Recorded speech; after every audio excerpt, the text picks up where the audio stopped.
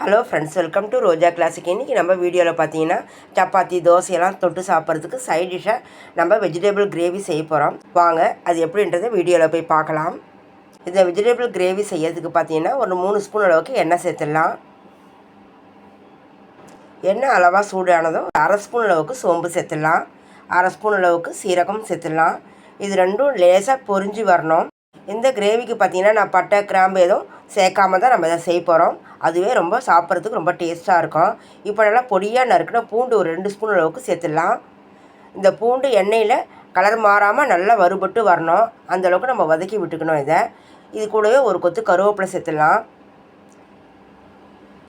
இந்த சோம்பு சீரகம் பூண்டும் பார்த்திங்கன்னா நல்லா வதங்கி வர வரைக்கும் லேசாக ஒரு தடவை கலந்து விட்டுடலாம்.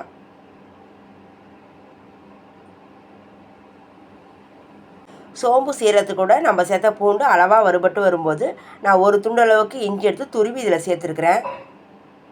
இப்போ இந்த இஞ்சி துருவலும் சேர்த்ததுக்கப்புறம் ஒரு தடவை நம்ம வதக்கி விட்டுக்கணும்.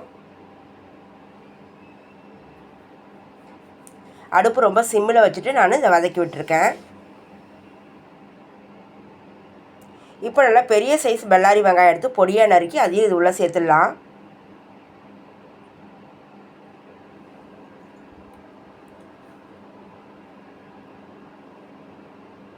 கூடவே நம்ம எடுத்து வச்சுருக்கிற காய்கறியெல்லாம் அதில் சேர்த்துடலாம். நான் ஒரு 4-5 பீன்ஸ் பொடியாக கட் பண்ணி எடுத்துருக்கேன். கேரட் பார்த்திங்கன்னா ஒரு கேரட் எடுத்திருக்கேன். பச்சை மிளகாய் ஒரு 2 பச்சை மிளகாய் நீல வாக்கில் கட் பண்ணி உள்ளே சேர்த்துடலாம். இதில் பார்த்திங்கன்னா ஒரு கப் அளவுக்கு நல்லா ஈரப்பதம் இல்லாத பட்டாணி 1 மணி நேரம் ஊற வச்சு நான் குக்கரில் வேக வச்சு எடுத்துருக்கேன். நல்லா காஞ்ச பட்டாணியாக இருக்கும் இல்லைங்களா, அந்த பட்டாணியை வாங்கி ஊற வச்சு வேக வச்சுருக்கிறேன். இந்த வேக வச்ச பட்டாணியை இது உள்ளே சேர்த்துடலாம். கூடவே ஒரு பெரிய சைஸ் உருளைக்கிழங்கு பொடியாக நறுக்கி இது உள்ளே சேர்த்துருக்கேன். இப்போ இந்த வெங்காயத்தை கூடயே எல்லாமே சேர்த்துட்டோம். நம்ம இந்த வெங்காயம் வதங்கும் போதே இந்த காய்கறியெல்லாம் வெந்து வரணும். அதனால் நம்ம வெங்காயத்தோடையே சேர்த்துருக்குறோம். சேர்த்துட்டு இது எல்லாத்தையும் நல்லா வதக்கி விட்டுடலாம். இப்போ எல்லாமே ஒன்றா சேர்ந்து வதங்கி வரணும். சீக்கிரமாக வதங்கிறதுக்காக நான் கொஞ்சமாக உப்பு சேர்த்துருக்குறேன். உப்பு சேர்த்து ஒரு தடவை நம்ம கலந்து விட்டுடுவோம். கலந்து விட்டுட்டு கொஞ்ச நேரத்துக்கு மூடி போட்டு விட்டுடலாம். மூடி போட்டு விடும்போது சீக்கிரமாக இந்த வெங்காயம் கேரட்டெல்லாம் ஓரளவுக்கு வதங்கி வந்துடும். ஒரு 2 நிமிஷத்துக்கு அப்புறம் மறுபடியும் நான் ஓப்பன் செய்கிறேன். ஓப்பன் செஞ்சிங்கன்னா ஓரளவுக்கு வெங்காயம் வதங்கி வந்துருக்குது. ஒரு தடவை நம்ம கலந்து விட்டுடலாம். ஒரு தடவை கலந்து விட்டதுக்கப்புறம் இதில் நம்ம இது உள்ள தக்காளி சேர்க்க போகிறோம். தக்காளின்னு பார்த்தீங்கன்னா சின்ன சைஸும் இல்லாமல் பெரிய சைஸும் இல்லாமல் நடுவாப்பில் இருக்கிற சைஸில் நான் தக்காளி பழம் 2 எடுத்துருக்கிறேன். இதை நம்ம பொடியாக கட் பண்ணி எடுத்து வச்சுருக்கிறேன். இப்போ இதெல்லாம் கலந்து விட்டதுக்கப்புறம் கட் பண்ண தக்காளியை இது உள்ளே சேர்த்துடலாம்.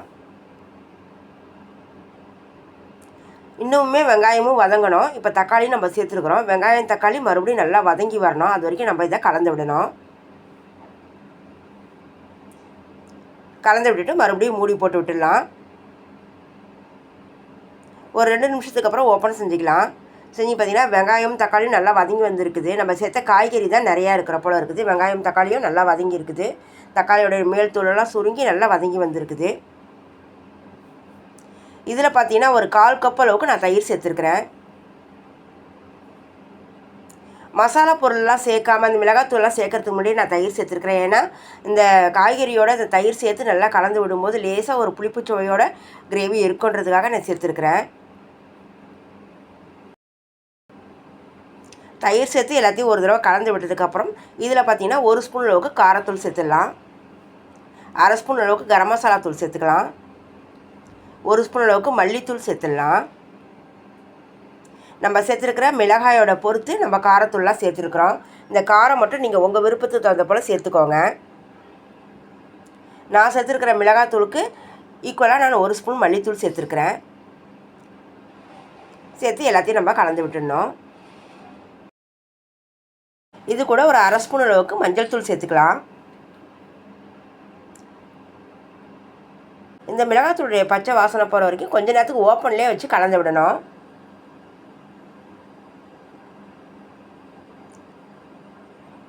நம்ம சேர்த்த மிளகாய் காரத்தூள் எல்லாம் பார்த்திங்கன்னா இந்த கிரேவிக்கு காரத்தோட அளவு சரியாக இருக்கும். நான் ஓப்பன்லேயே வச்சு கொஞ்சம் நேரத்துக்கு நான் இதை கலந்து விட்டுட்டுருக்கிறேன். கலந்து விட்டதுக்கப்புறம் 1 நிமிஷம் போல் இதை மூடி போட்டு அப்படியே விட்டுடலாம். 1 நிமிஷத்துக்கு அப்புறம் நம்ம மறுபடியும் ஓப்பன் செஞ்சிடலாம். ஓப்பன் செஞ்சு நம்ம ஒரு தடவை கலந்து விடலாம். கொஞ்சம் இந்த காயிலேருந்து தண்ணி விட்டு கொஞ்சம் லேசாக தண்ணி வந்திருக்குது. இதோட சேர்த்து கலந்து விட்டுடலாம். அடுத்து பார்த்திங்கன்னா இதில் சேர்க்கறதுக்கு நான் ஒரு 2 ஸ்பூன் அளவுக்கு கடலை மாவு எடுத்துருக்கிறேன். இதில் திட்டமாக தண்ணி சேர்த்து கட்டி இல்லாமல் நம்ம நல்லா கரைச்சி வச்சுக்கலாம். கட்டிப்படாமல் நம்ம இந்த அளவுக்கு கரைச்சி வச்சிடணும். இப்போ இது ஒரு பக்கம் இருக்கட்டும். நம்ம இந்த கிரேவிக்கு தேங்காய் அரைச்சி ஊற்றலை, அதுக்கு பதிலாக நம்ம கடலை மாவு சேர்க்க போகிறோம். இப்போ இந்த காய்கறியெல்லாம் ஓரளவுக்கு நல்லா வெந்து நல்லா குழைவாக வெந்து வந்திருக்குது. உருளைக்கிழங்கு, கேரட்டு எல்லாமே நல்லா வெந்து வந்துருச்சு. இப்போ நமக்கு எந்த அளவுக்கு கிரேவி வேணுமோ அதுக்கு தகுந்த போல் தண்ணி சேர்த்துக்கலாம். நம்ம சேர்த்துருக்கிற காய்கறிக்கு தகுந்த போலையும் நம்ம தண்ணி சேர்க்கணும். நான் இதில் பார்த்தீங்கன்னா ஒரு 2 டம்ளர் அளவுக்கு தண்ணி சேர்த்துருக்கிறேன். முதல்ல ஒரு 2 டம்ளர் தண்ணி சேர்த்துட்டு ஒரு தடவை நம்ம கலந்து விட்டுடலாம். இந்த தண்ணியோட அளவு பார்த்திங்கன்னா ஒரு 300 ml அளவு இருக்கும். நம்ம கடலை மாவு சேர்க்குறோன்றதால கொஞ்சம் கிரேவி கொஞ்சம் திக்காகன்றதால நான் மறுபடியும் ஒரு 1/2 டம்ளர் அளவுக்கு தண்ணி சேர்த்துக்கிறேன். இப்போ இந்த கிரேவிக்கு தேவையான அளவுக்கு உப்பு சேர்த்துடலாம். உப்பு சேர்த்து ஒரு தடவை நம்ம நல்லா கலந்து விட்டுடலாம்.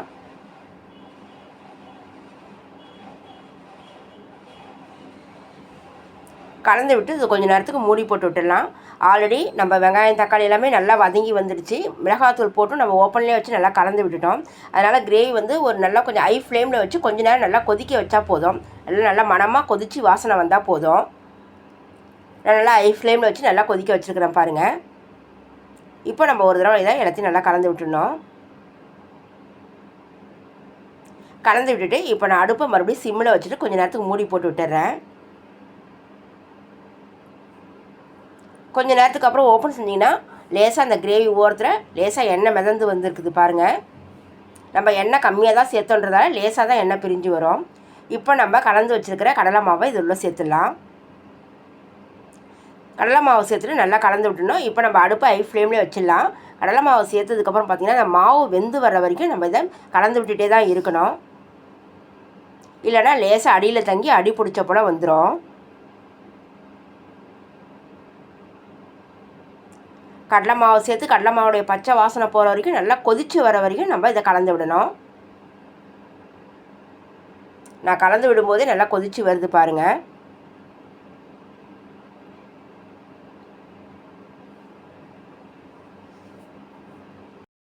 அவ்வளோதாங்க. நம்ம பட்டாணி போட்டு இது கூட இருக்கிற நம்ம வீட்டில் இருக்கிற வெஜிடபிள்ஸ் எல்லாம் போட்டு இதை போல் ஒரு கிரேவி செஞ்சோன்னா நம்ம சப்பாத்தி, தோசை, இட்லிக்கு தொட்டு சாப்பிட்றதுக்கு ரொம்ப டேஸ்ட்டாக இருக்கும்.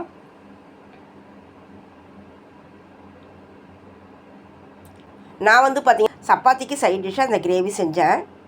கொஞ்சம் நேரம் மூடி போட்டுவிட்டு ஓப்பன் செஞ்சுட்டு கொஞ்சம் மல்லித்தழையை தூவி விட்டுடலாம். என்னோடய ப்ரிப்ரேஷனில் நான் செஞ்சுருக்கிறேன் இந்த வெஜிடபிள் கிரேவி எப்படி இருந்துன்னு சொல்லிட்டு நீங்கள் கமெண்ட்ஸில் சொல்லுங்கள். உங்களுக்கு இந்த வீடியோ பிடிச்சிருந்ததுன்னா லைக் பண்ணுங்கள், ஷேர் பண்ணுங்கள். மறக்காமல் ரோஜா கிளாசிக் சேனலுக்கு சப்ஸ்கிரைப் பண்ணிவிடுங்க. நம்ம அடுத்த வீடியோவில் பார்க்கலாம். தேங்க்யூ.